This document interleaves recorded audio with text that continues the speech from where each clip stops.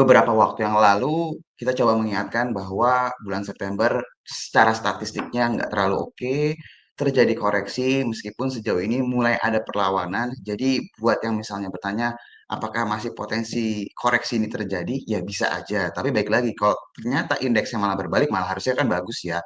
Secara cuaca berarti lebih kondusif lah, my friends.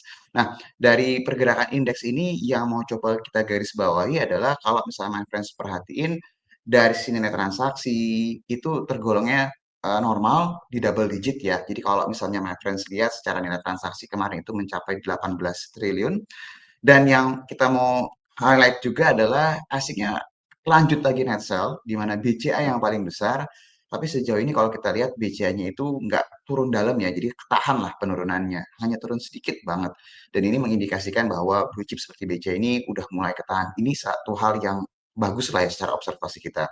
Nah, yang menarik juga dari perdagangan kemarin adalah kalau misalnya my friends lihat, salah satu yang mendorong pergerakannya IHSG itu datang dari saham konglomerasi lagi, yaitu adalah DSSA, yang memang kemarin itu mengalami kenaikan sangat signifikan.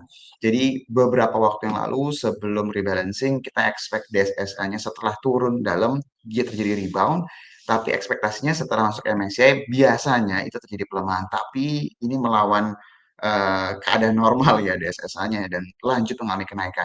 Ini mungkin bisa menjawab buat my friends yang bertanya, apakah potensi koreksi ini masih berlanjut? Kalau saham-saham konglomerasinya seperti DSSA ini berlanjut, momentum positifnya sepertinya September yang negatif bisa segera kita lupakan. Kalau ini berlanjut ya, sekali lagi kalau berlanjut. Apakah ini bagus? Ya bagus, karena secara cuaca ini cukup kondusif nih buat untuk kita gitu loh my friends. Jadi kita akan terus monitoring dan sejauh ini potensinya IHSG sangat besar sekali berbalik arah dan punya potensi menyentuh all time highs lagi nih kalau melihat dari keadaan saat ini.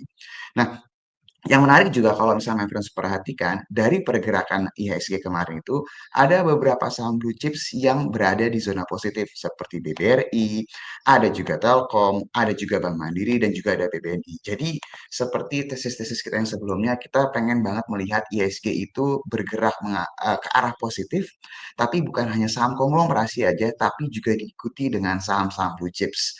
Kalau itu yang terjadi, artinya mesinnya dua-duanya berjalan, itu harusnya mengindikasikan kenaikannya tergolong positif, my friend. Jadi momentumnya nggak cuma hanya dari konglomerasi, tapi dari blue chips-nya pun juga mengalami kenaikan yang positif.